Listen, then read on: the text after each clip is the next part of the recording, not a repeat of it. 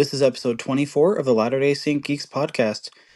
I'm Spencer, and TJ and I are back for another Doctor Who episode. Woohoo!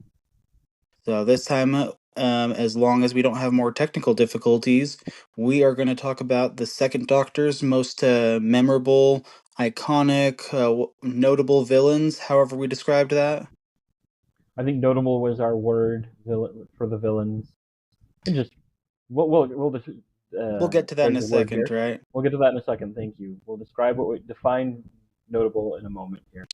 But But let's yeah, go we're ahead and working start our with our. way, trying to finish off the Second Doctor recordings, because you're already done the Third Doctor, and I'm like two stories away from the Third Doctor, I right? know. Yep. I'm into the Fourth Doctor with Sarah Jane, and they're traveling around now. So Yep. So let's get into our recommendations and then hash out those villains. let's do that.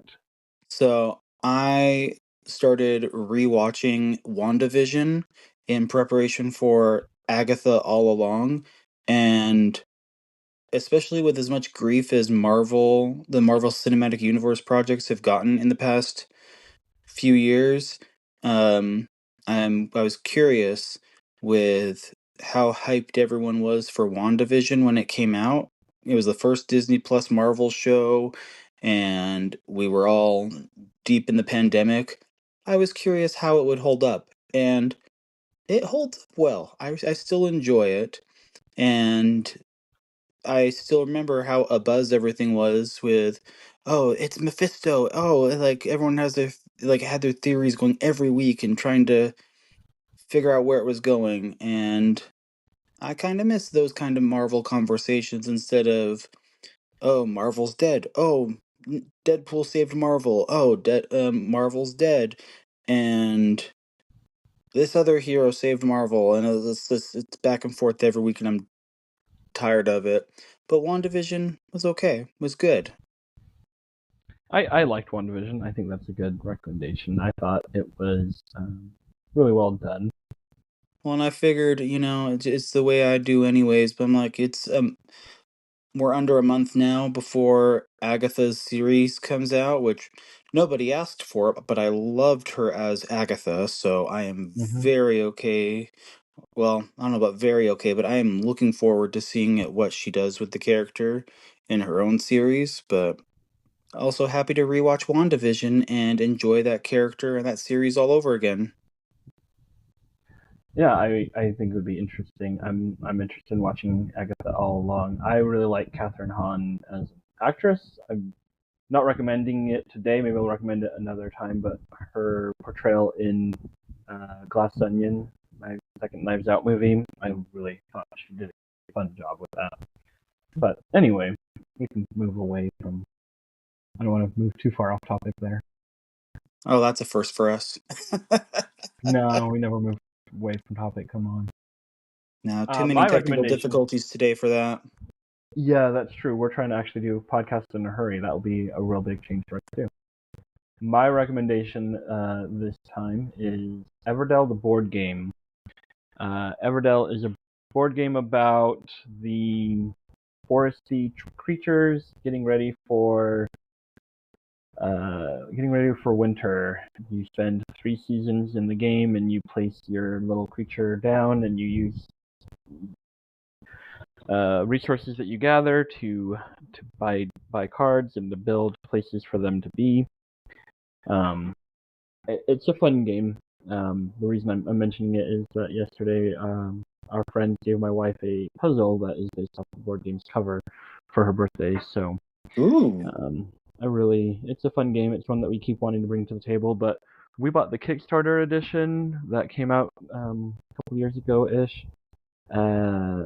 Way too expensive, and it weighs 20 pounds, so it's hard to just even pick up and take to our living room as it is. But we enjoy it when we get to play it. Yeah. And that has nothing to do with villains, so we should now. Yours did. At least yours is pretty villainy of WandaVision. We'll Move on segue to our back to Doctor Who with shoot, I wish I could insert some TARDIS sounds here, but yeah, woo woo woo. Maybe you cut that do out. Actually, I know you. you Dude, that almost sounds something else. Anyway, So we're talking about the Second Doctor's most notable villains as far as we're concerned. Since I am having too many technical difficulties to pull up my notes, why don't you read out? Oh, I'll leave that yeah. off. That's just fine with me. These are the villains worthy of our attention, and by our it means TJ and Spencer. And by our we mean TJ said, Spencer, I want to talk about villains. So Yeah, this it's is what basically what we've happened. done. That is how it worked. I felt like let's do one more First Doctor story and talk about the villains. It's obviously more subjective than objective. There are a few places where you're going to see classic villains and you say, yeah, that makes sense as to why they're notable, and other ones where you're going to say, why was that one notable? And if you want to say who was more notable, that is up to you. These are some villains, whether it's their first appearances, maybe they had an impact on the overall story or story arc, or Doctor Who history. Those who are enjoyable for the story, even if they don't ever appear again. And we have a selection that seems to Kind of fit fits with all all that. of you. Yep, different ones to fit. So we picked 5, and a couple of them I think will be pretty um agreeable, and then there's a couple that I'll be curious if people disagree with how notable they are. Right. I think the first one on our list is pretty notable. Oh yeah.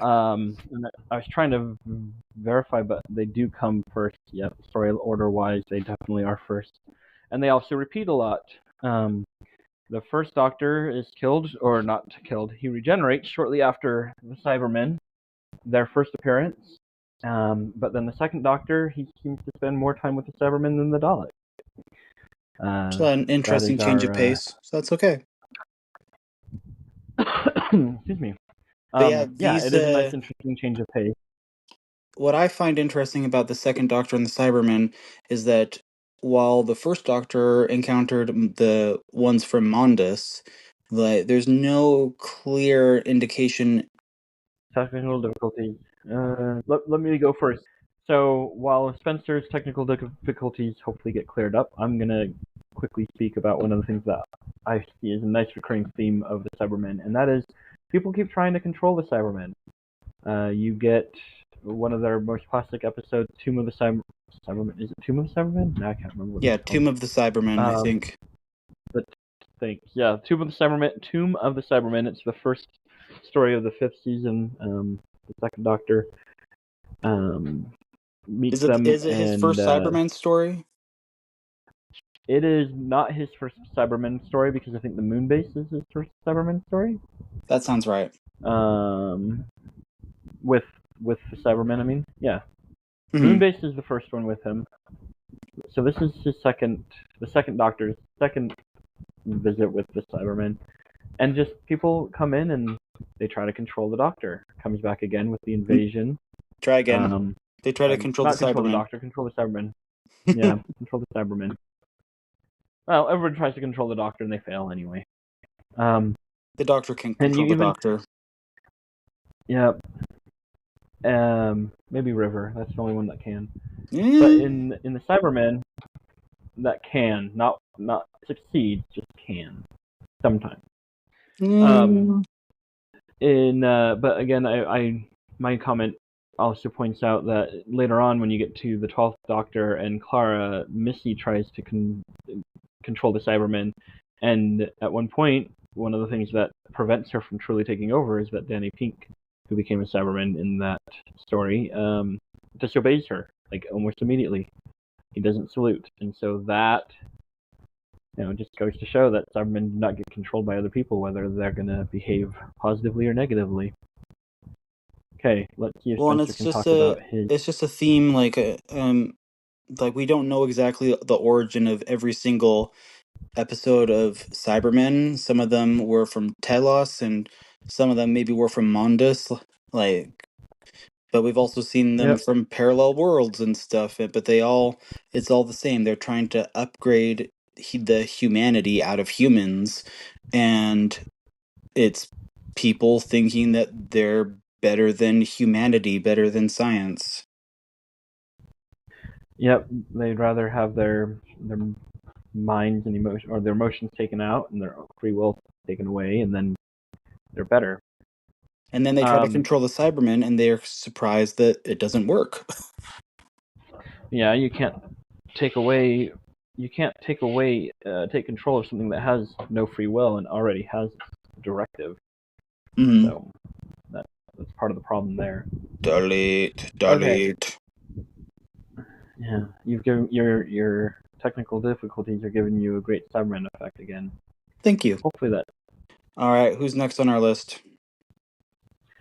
Next on our list is the Great Intelligence. The Great Intelligence is a being that I don't think we see again after the Second Doctor until the 11th Doctor, if I recall. And there's a weird timeline Yeah, I think you're right. question, because it could be that the 11th Doctor met the Great Intelligence before the Second Doctor did. But Wibbly wobbly. yeah, it's very timey-wimey, which timeline-wise, that's backwards. But again, But for yeah, the Great Intelligence, in the perhaps that's not. snowman, he gets the Great Intelligence, kind of falls from the sky looking like snow, and then gets the map of the London Underground, or it's all sorts of Yeah. convoluted timeline wise.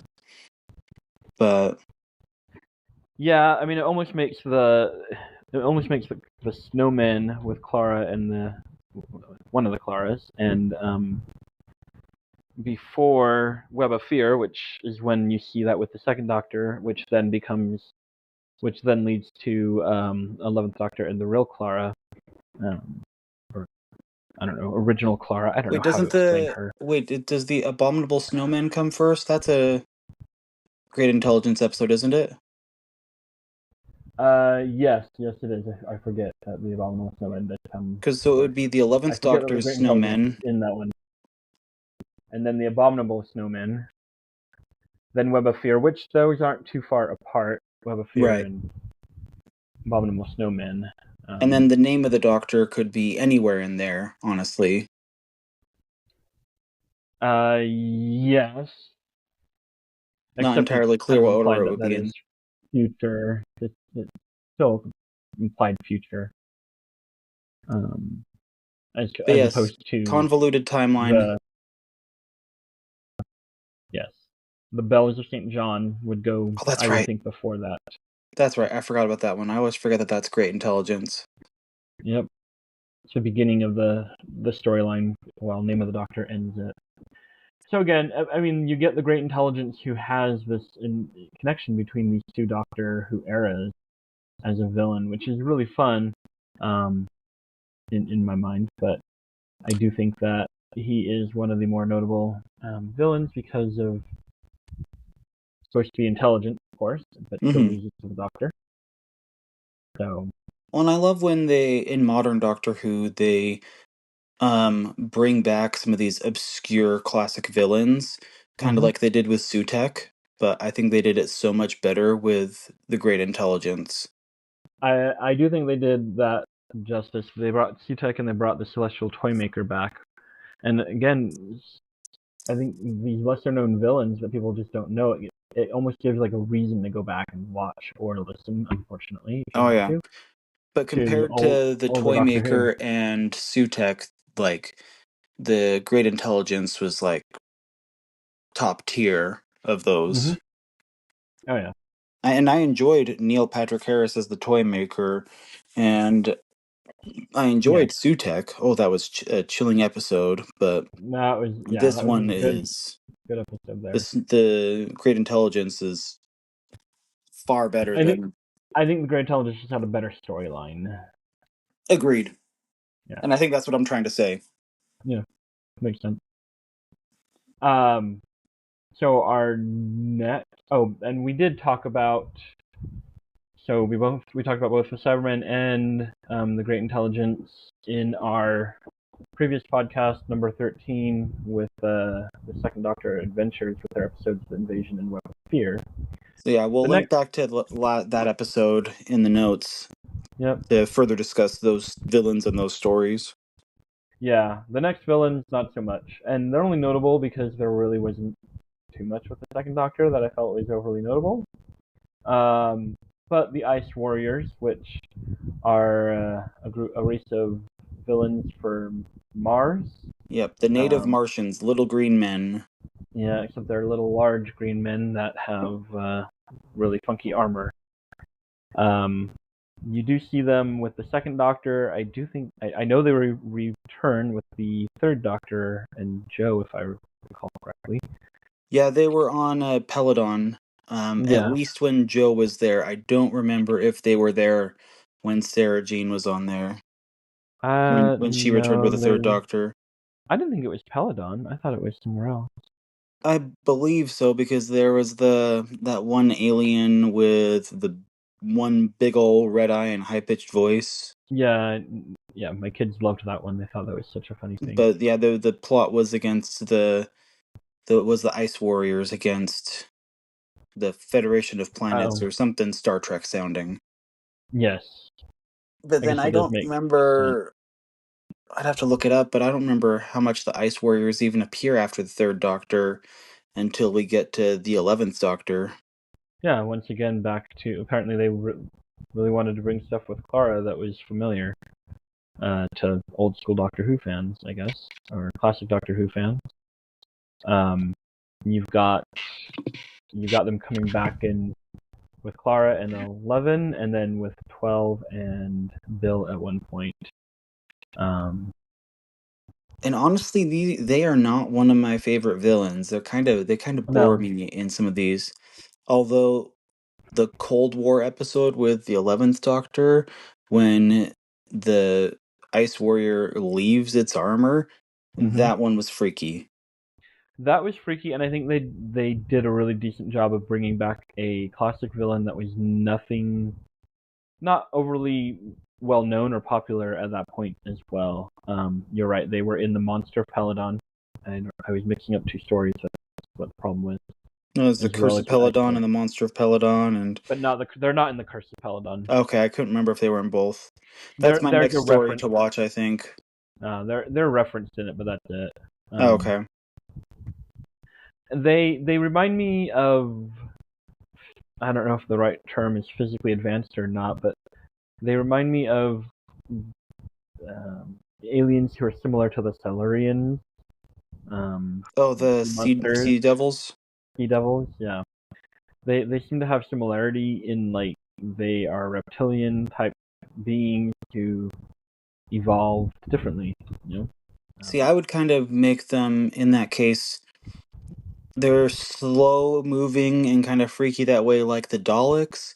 They're armored and advanced like the Cybermen, but yeah, they have more of the evolved aquatic kind of qualities of the Sea Devils.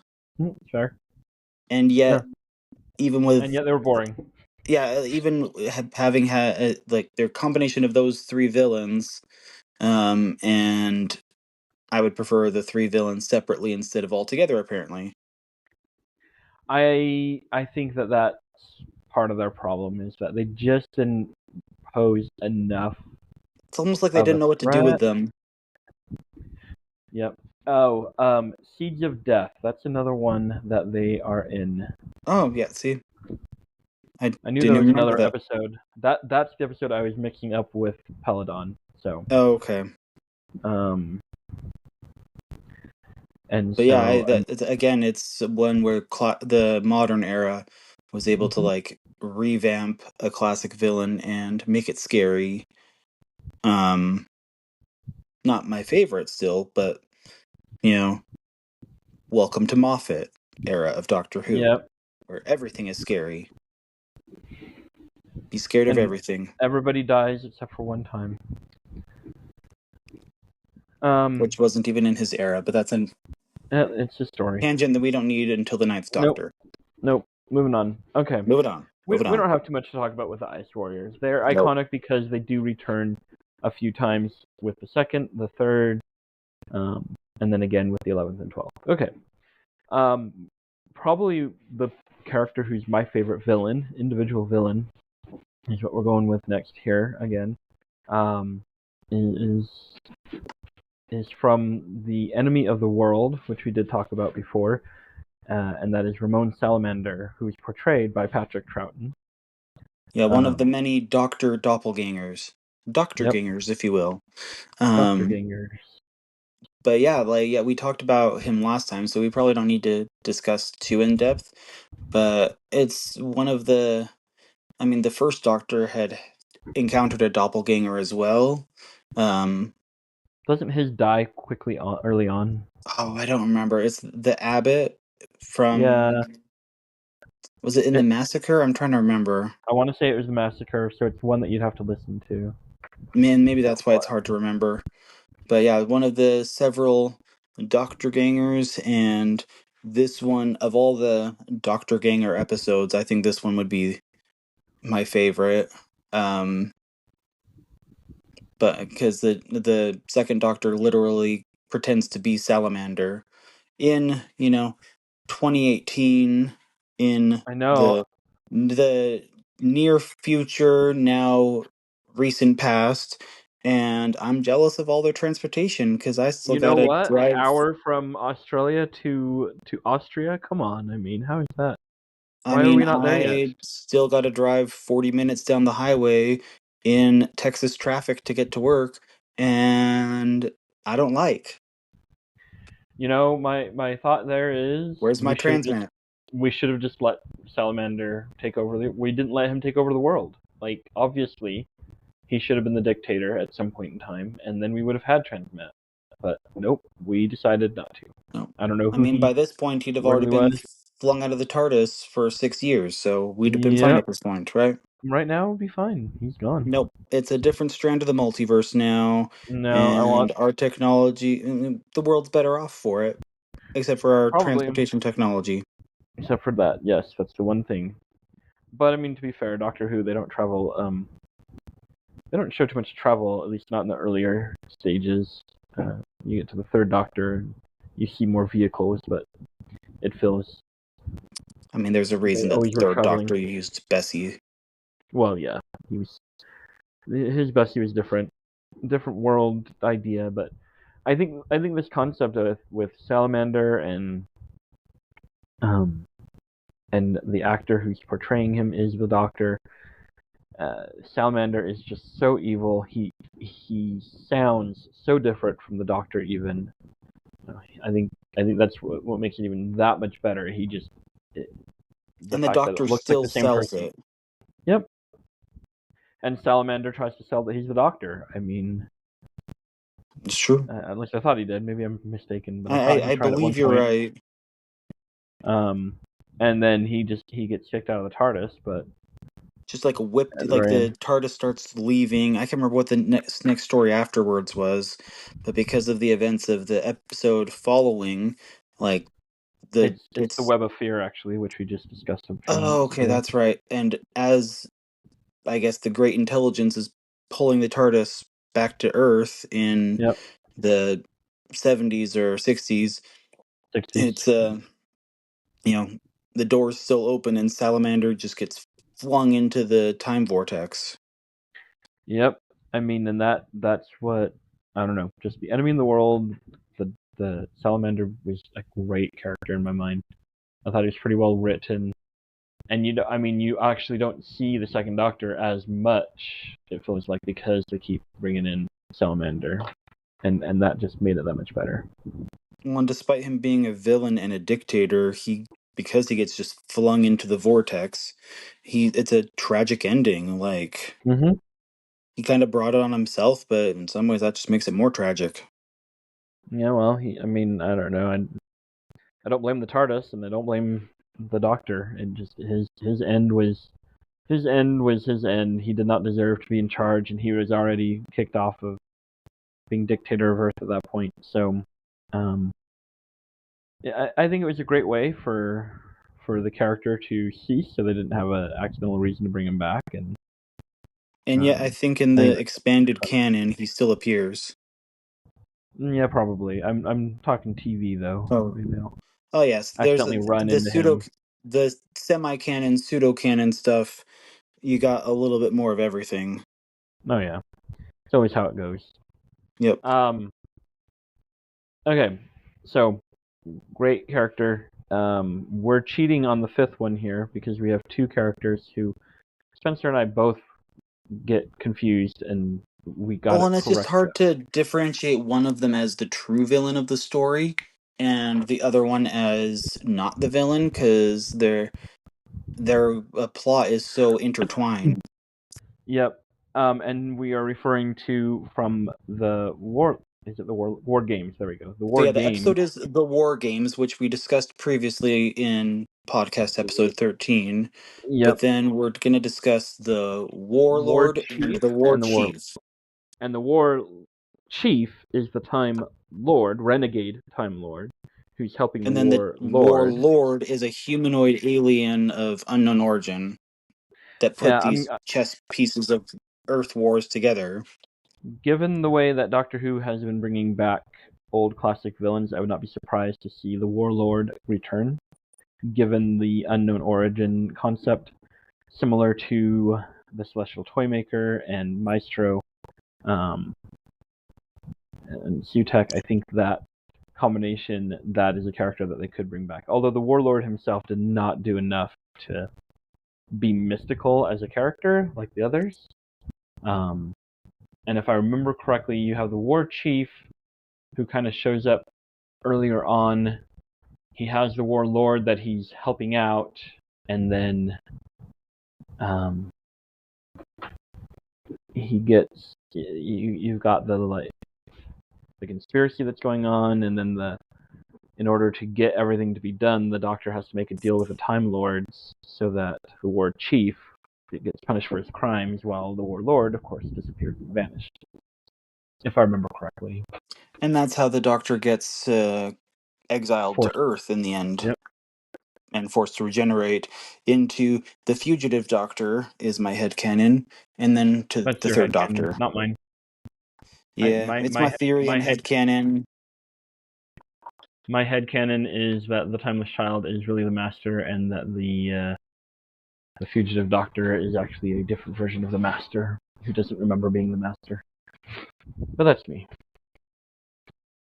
I Or have a something harder else time with along the that. line. I know. But That's why I don't. regardless, yeah. I know it's wrong. I don't But care. regardless, we know that the Second Doctor eventually becomes the Third Doctor, and after we talk about the next time on the Second Doctor's character overview, we're going to be headed to the Third Doctor finally, Yes, we will be. Only taking us. as we're going to be deep into the Fourth Doctor at that point. We'll see. I'm kind of slowly Wibbly getting wobbly. through the Fourth Doctor right now. So, Frankly, we don't even know how we're going to set up the Fourth Doctor's podcast episodes because he's there for hey, so long and has let's so many not worry about the companions and future too stuff. much. Let's let the Wibbly Second Doctor wobbly. have his time still. He's got his time right now. He deserves his Um, time. He he was not deserves at his the top of time. my list of my doctors, but he's definitely on the list. Well, you don't have too many options, let's be honest. Especially because David Tennant takes up half the list by himself. The Second Doctor is one of my more favorite Doctors, to be honest. I prefer him over the First Doctor, definitely. I think the Second Doctor has just such a much more fun attitude toward him. Having gone through the Third Doctor all the way, I don't know. Like, I still want to rank the Second Doctor higher than the Third Doctor, but it's tougher now because I've seen all of the Third Yeah. Doctor. We'll discuss I this like more his in depth next characterization. time. Yeah. We'll discuss I this was more in aiming depth toward the next War time, Chief but and Warlord a moment there. Go yeah. ahead. I was just gonna say that we'll discuss this more next time, but I feel like I like the Second Doctor more than the Third Doctor as a Mm-hmm. character, but I like the Third Doctor's stories more than the Second Doctor's. Yes. I do think what was surprising for me, though, was that the War Games 10-episode story arc, which is where the War Chief and Warlord are, it does kind of feel like an 8-episode story and then a 2-episode story, but it wasn't so slow, and the Yeah. villains definitely had their strength, and that's what makes Well, the War Chief so kind of unique. We don't see him again, similar to, well, we did see the monk twice, but but it is the first Time Lord who appears after the monk. It's the first Well, the time you first hear the Time word Lord to Time Lord. be exactly. That's what I was gonna say. Yeah. So I mean, it's But got uh, its the character has its strengths that make him so notable. The Warlord I don't see as notable, but it's a fair point that they do get interchangeable, and it is frustrating because watching it, you're like, wait, is he the Warlord or the War Chief? Okay, and he's now a well, and Time Lord, but his to name's the War whatever extent Chief. they work together, Mm-hmm. so they're kind of a team, Yep. or they collude. They're in cahoots, and so they are separate villains, but at the same time they're part of the same team. But Yeah, they kind of had the same goal, and then they kind of don't in the end. So I do think these characters are they were interesting and they could have been used again, but I kind of think the War Chief got replaced by a much better character that we will be talking about for sure in the Third Doctor's villain. oh yeah, if the Master's not on our list of villains for the Third Doctor, we've done something wrong. I don't disagree with that, and I think we already have that list started and definitely on there. Oh, we definitely have that list, maybe even completed at this point. But Yep. like we've said before when we discussed the monk, I would be very okay if the war chief returned at Mm-hmm. some point so that we have a fresh face, someone different than the master for a little bit, a different Time Lord villain. I mean, I have with wanted to see Gallifrey, somebody that's not the Master, but nope, they yeah, only bring back the Master. come on, give me the Ronnie. Give me the Yep. Ronnie. But Is it no, with Ronnie? I just thought the it was Rainy.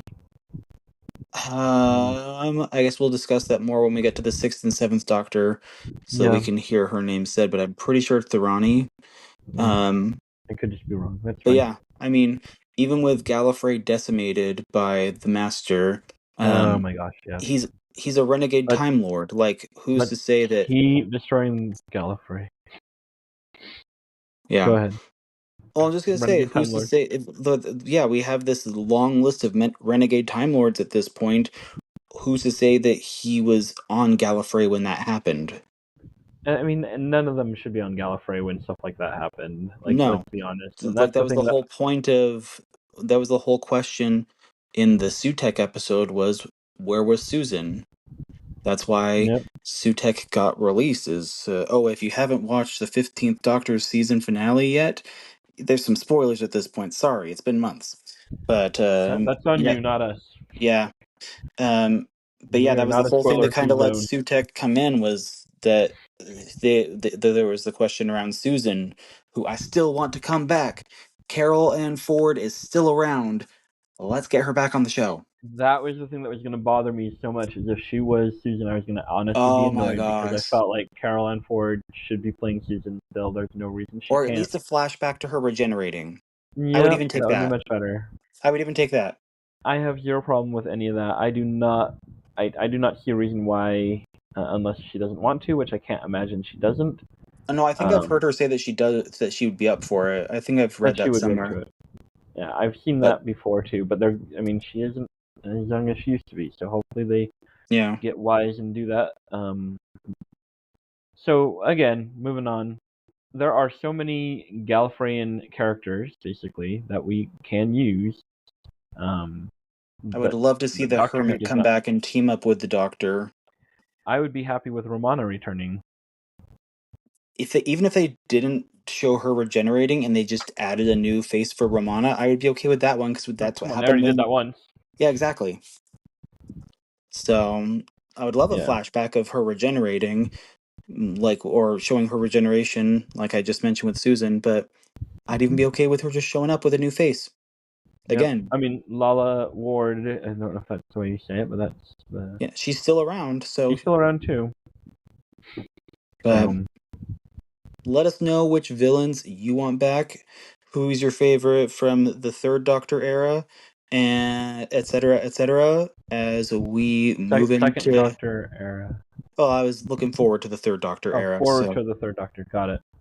yes, Moving on. or your favorite villains in general, because we're moving quickly along to October and spooky season. Timey wimey. Spooky season, timey wimey, wibbly wobbly, Yep. and sign us out. Alien abductions are involuntary, but probings are scheduled.